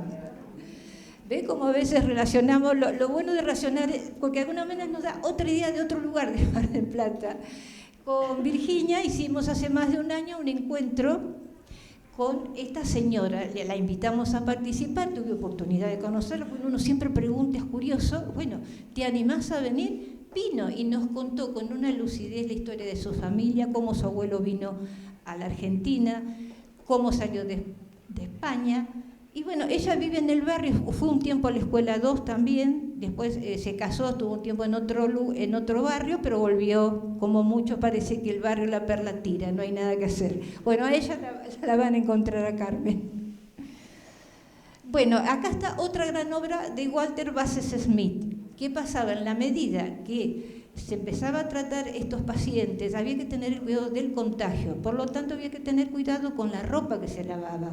Tenía que cumplir una serie de requisitos para evitar justamente que se respetara, que no hiciera el área limpia, que no se mezclara con la ropa sucia limpia, que a veces ha ocurrido. Por eso, entre 1918, como decíamos hoy, entre 1912 y 1918, se instala el lavadero, pero en la manzana de enfrente, la que da Ituzaingó, Necochea, 20 de septiembre y España, donde estaban las antiguas caballerizas que eran del hotel.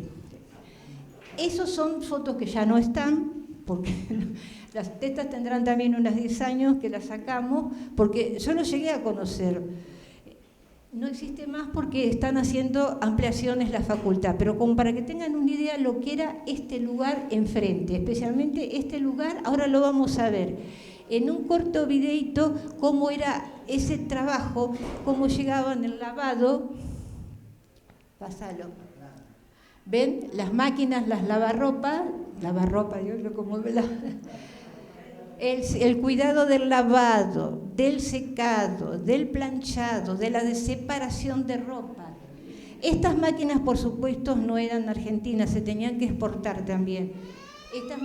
Estas máquinas, especialmente la caldera a vapor, eran alemanas, de Wiesmann. Era una empresa que era especialista en calderas, justamente, y bueno, No, en esa, ustedes vieron que hay máquinas de otras localidades, de otros países también, en otros distintos lugares que fuera necesario. No, tenían donación y parte del Estado, sí, les daba. La sociedad de beneficencia tenía subsidio y la lotería, que eso yo me enteré hace poco, la lotería de beneficencia de 1890 y pico. ¿Cómo? De la provincia de... No, todavía era nación. No, era nación. Claro, bueno, acá esto simplemente les quería porque es otra remodelación y es un arquitecto que todos conocemos y que hay una obra que está cayéndose, a Lula Baldasarini. Bueno, ¿qué hizo? En el año 1919 también, como todo se va ampliando por necesidad, lo que hace es modificar, poner en buenas condiciones la esquina de Ituzaingó y España, donde estaban las habitaciones de las hermanitas. Tenía arriba, porque la conocí, esa tenía cocina, baño, tenía todo perfectamente equipado para que su vida estuviese ahí hasta el año que se retiraron. Esta es la escalera de madera que da ese primer piso. Estas fotos son de diciembre, está tal cual la escalera que hizo Baldasarini. Estamos hablando de más de 10 años. Por eso uno rescata y destaca tanto cuando algo se conserva todavía, que lo tenemos. Bueno, acá es una vista como para ubicarnos, porque más o menos quería darle de cómo son las galerías y en qué se convirtieron los patios internos. Vemos acá otra vez la manzana que observábamos hoy, de Ituzaingó, España, 20 de septiembre y Ayacucho. Las galerías cubiertas, un primer patio, ahora van a ver por qué está verde, otro y el tercero. Acá estaría lo que decíamos hoy, la vivienda de Jara, quedaba justo. Estos otros espacios, por acá está la iglesia. Es más o menos para que tengan, como ven, que era toda la... completamente en planta baja prácticamente, para poder facilitar su circulación.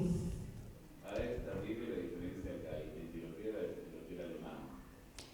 Y claro. De Ayacucho y las últimas aulas que tenía el INE por Ayacucho. Es terrible la diferencia que hay. La más antigua, la mejor, lejos.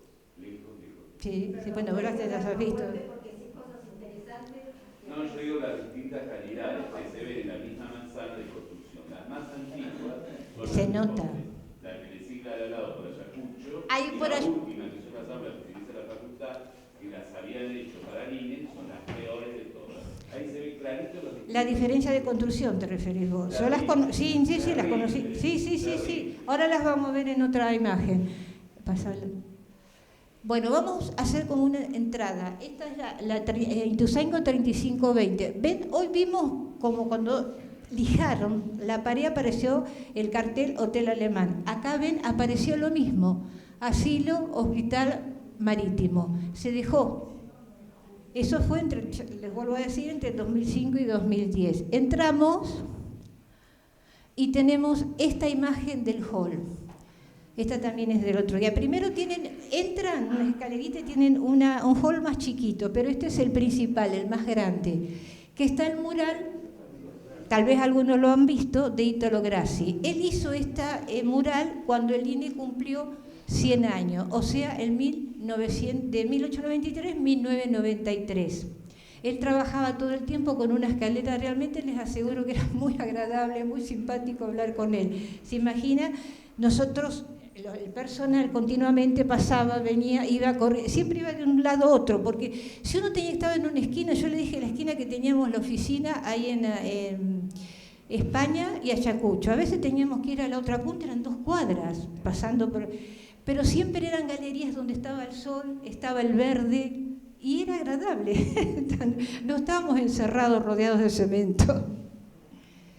Esto es algo especial que va en recuerdo dentro de las placas que vieron ahí en el hall, son 3 compañeros que desaparecieron en la dictadura. Por eso van a estar siempre ahí, pero en forma permanente. Tenemos a Silvia y María del Carmen, que eran 2 asistentes sociales, en las cuales la veíamos a diario, porque se trabajaba constantemente el consultorio, la oficina, la historia clínica, había que hablar algo, coordinar algo. Y el pediatra era que atendía a los chiquitos. Eso simplemente lo quería poner como un recuerdo. Entrando donde les dije, estaba a la derecha, está actualmente el salón de usos múltiples. En un primer momento fue un comedor para el personal. Después con el tiempo, personal o alumnos que venían a hacer los cursos. Después con el tiempo se convirtió en un salón para charlas, cualquier conferencia, y como todo se ha modernizado, ahora hay también una pantalla como acá. Y siguiendo ese pasillo donde dije que pasaba cuando lo veíamos a Grassi, nos lleva a una de las galerías, que acá al costado, no importa, acá al costado ahora vamos a ver bien el jardín. Saliendo por ahí nos lleva a la capilla, vieron que se entraba por adentro, bueno. Y al costado está el jardín del aljibe. Vieron que les dije, no perdamos de vista el aljibe. No se, ese espacio que tenían esos chiquitos que vimos al principio, no se hizo más cemento, no se construyó nada. Esto dedicado a vos, Marta, del espacio verde, la recuperación de pequeños pulmones que supo mantener el instituto. Estas son actuales, no tienen un mes, así tal cual están esos espacios. Les dice el jardín y le hicimos para que vieran que todavía está el detalle artesanal que tiene el aljibe allá arriba. Y el aljibe ahí está siempre. Y ahora seguimos. Nos ubicamos otra vez donde estaba frente al mural. Doblamos hacia un costadito. Es una idea que les quiero dar. Yo sé que a veces es difícil comprender bien todo el camino, el derrotero de todas esas galerías. Tenemos esta... Primero, galería vidriada y después un pasillo. Prácticamente esto es tan largo como la cuadra que va de España hasta 20 de septiembre, paralelo a Ituzaingó. Acá hay oficina, desde hasta otro lado está otro jardín. Allá al fondo sigue y hay oficinas. Esto es el jardín que ustedes, entrando por esa puertita, acá está dirección, acá tienen el jardín, ven tal cual está. Y hay 2 más que puse como para que lo vieran. Vemos la galería, o sea que uno anda por todas esas galerías y va a tener verde, sol a los costados. No es desagradable transitar por ahí. Acá es tomada del otro lado, volvé. Tomada del otro lado, fíjense que yo les mostré que estaba el heliógrafo. Bueno, ahí está. Ahí sigue, ahí está. Ahora sí, vamos a la otra. Siguiendo bordeando el jardín ese central, es un lío, como quien llegó a mitad del cuadro y dobló la esquina, algo así sería.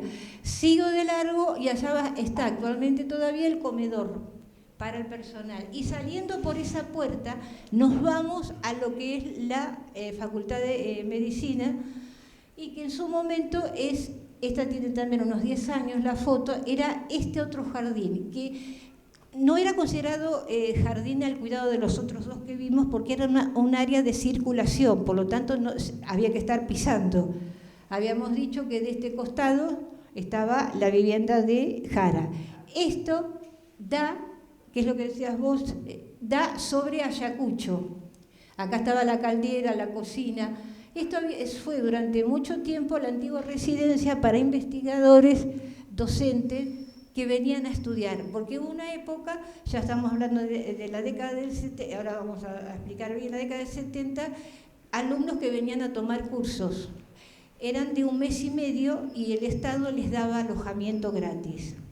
Ellos estaban en estas distintas, arriba estaban las habitaciones y acá estaban las aulas, en las cuales nosotros a veces teníamos que ir a dar una clase y ese era el lugar, era un ir y venir. Esto no está ahora, está utilizado por no quiere decir que se destruyó, está utilizado por la facultad. Ahora sí. ¿Cómo? ¿Qué facultad de medicina? En realidad era escuela de medicina. Recién en diciembre es facultad. Le digo porque ahora vamos a ver el cartel. Hablé ahí con ellos y me dicen, lo acaban de poner, porque hasta ahora la escuela, ahora es facultad de medicina. La escuela de medicina empezó en 2017 y que en el 23 fueron los primeros egresados, si mal no recuerdo.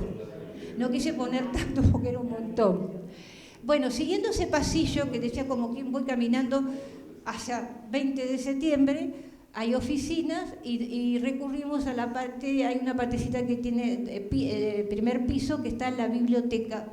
El doctor llamada Mario Cervini desde 1947, porque fue un médico destacado del instituto, por eso es que se lleva este nombre. Por supuesto accesible a todo, con todas las modernizaciones, para cualquiera que desea, se puede consultar. Y sí, a la otra, bueno, ¿por qué ponemos acá ya Centro de Lucha Tuberculosa? Pasaron las décadas estábamos en la época de que estaban los tratamientos que vime. Comenzó con el tiempo, se descubrió la penicilina, empezó la vacuna, por lo tanto ya ese tratamiento que tenían esos chiquitos al principio ya no estaba más. Se sigue recibiendo pacientes con tuberculosis, pero ya para algunos casos necesarios sigue habiendo internación un tiempo más. De hecho, considerado, primero era a nivel municipal, era hospital marítimo. En los primeros años de la década del 60 se lo considera como un lugar de referencia de lucha antituberculosis, porque cada vez se fue intensificando los médicos, el equipo de salud se fue comprometiendo con todos los adelantes médicos que hubo. Tengo una noticia desagradable. Comenté que fue alumna mía. Bueno, me siento orgullosa del detalle que ha hecho sobre el INE y el tiempo corre. Entonces me están avisando que tienen hasta las 8 y falta un montón porque sabe un montón esta mujer. Así que, pero a mí me gustaría yo le voy a pedir un pedido, algo especial. Me siento tan antipática y mal, porque yo la metí en este bardo y ahora le tengo que decir. Hay algo especial que tiene el INE, que en una ciudad que se destruye tanto, el INE continúa. Entonces, ¿cuáles son, qué acompañamiento a la epidemiología hizo el INE desde su fundación? Esa es mi pregunta, como para ir resumiendo. Sí, ya quedaba la explicación de cómo se convirtió en el año pasado la otra, entonces rápido.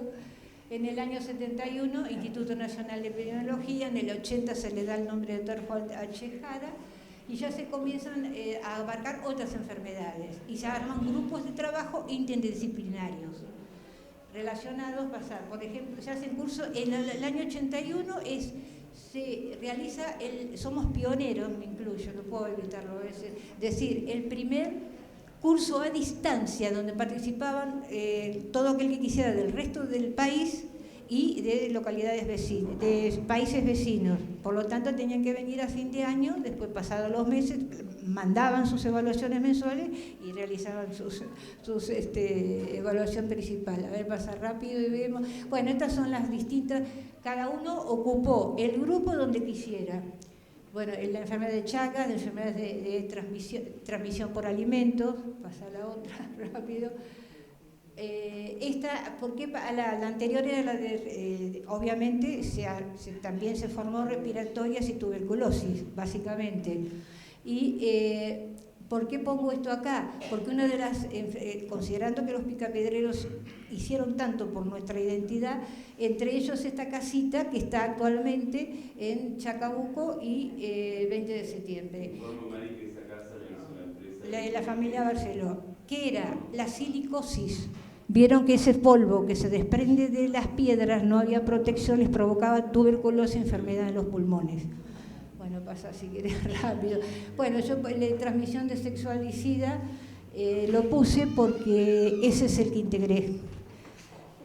Tuve más de 10 años trabajando en el grupo donde se realizaron tareas tremendas, muchísimo, ese aprendizaje, mucho nuevo. En las anteriores, bueno, yo les dije que de la respiratoria, una de las cosas que se hicieron, les dicto este dato nada más, había un control y profilaxis social por las trabajadoras sexuales. Tenían que hacer, la municipalidad les exigía un carnet. Y la que iba y mandaba a sus chicos, a veces iba, a veces no, ustedes, si yo les digo Margarita de Tulio, saben quién es. Bueno, Pepita la Pistolera manda a su gente.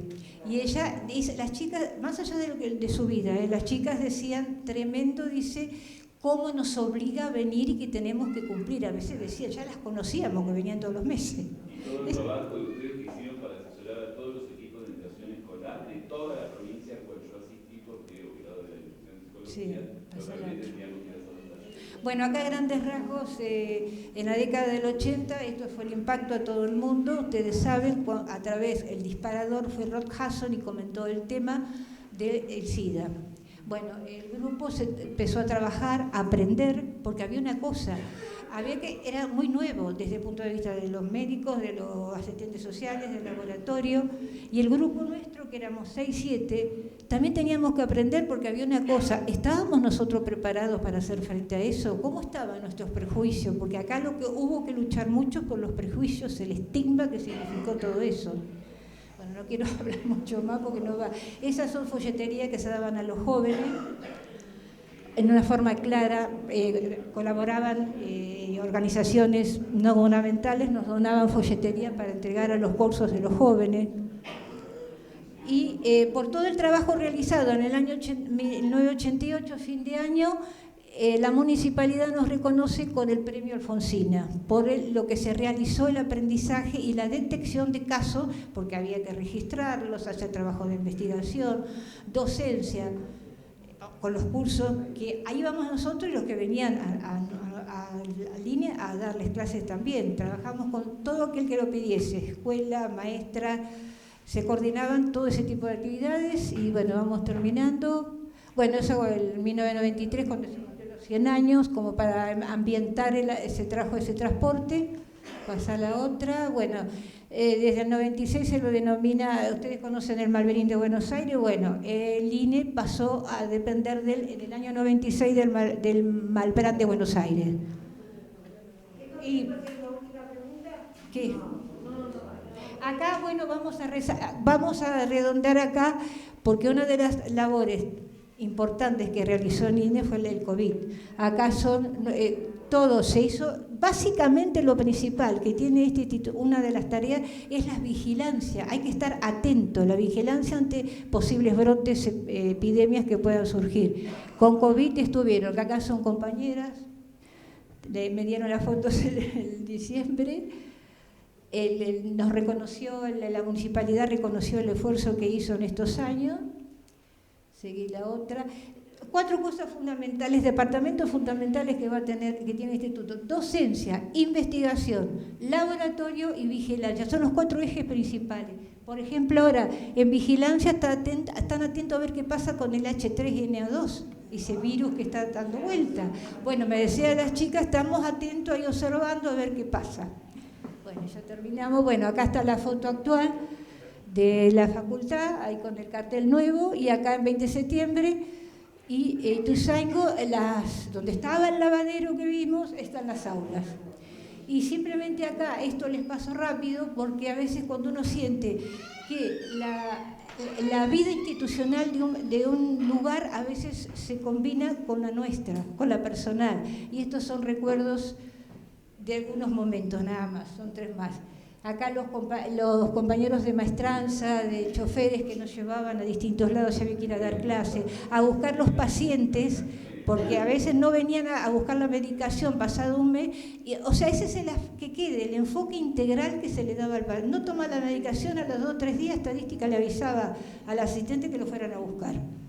Y se le realizaba la docencia correspondiente. ¿Y cómo no iban a faltar las fiestas de fin de año? Eso era todos los años. Yo puse 2 nada más, pero todos los años nos reuníamos, no importa, nos mezclábamos quién con quién, no interesa. Y esa era la instancia presencial, por ejemplo, cuando venían a dar clase, la rendir la evaluación, como les dije, en la instancia presencial. Bueno, acá un alumno presentando su trabajo y la foto típica de los que habían venido y que estaban en la foto de recuerdo, en la foto del cine. ¿Y cómo iba a faltar la nevada del 91? ¿Ustedes vieron los jardines todos verdes, lindos? Bueno, miren cómo están acá blancos. La cuadra acá, frente a porque fuimos a trabajar igual, ¿eh? Y había pacientes y se mezclaron con nosotros en esta foto. ¿Por qué les dije del aljibe? Otra vez el aljibe testigo. Ahí jugando, no importaba quién con quién. Después se acercaron unos pacientes. Pues bueno, esta es un par de fotos, pero hay muchas más. Por eso, por todo esto, les decimos...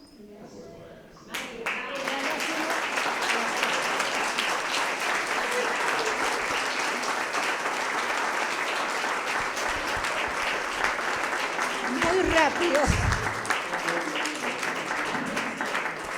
Hay tanto para contar y por ahí, yo entré en el 68 cuando por ahí vieron que se llamaba instituto, ahí entré. Un placer escucharla, Virginia, y además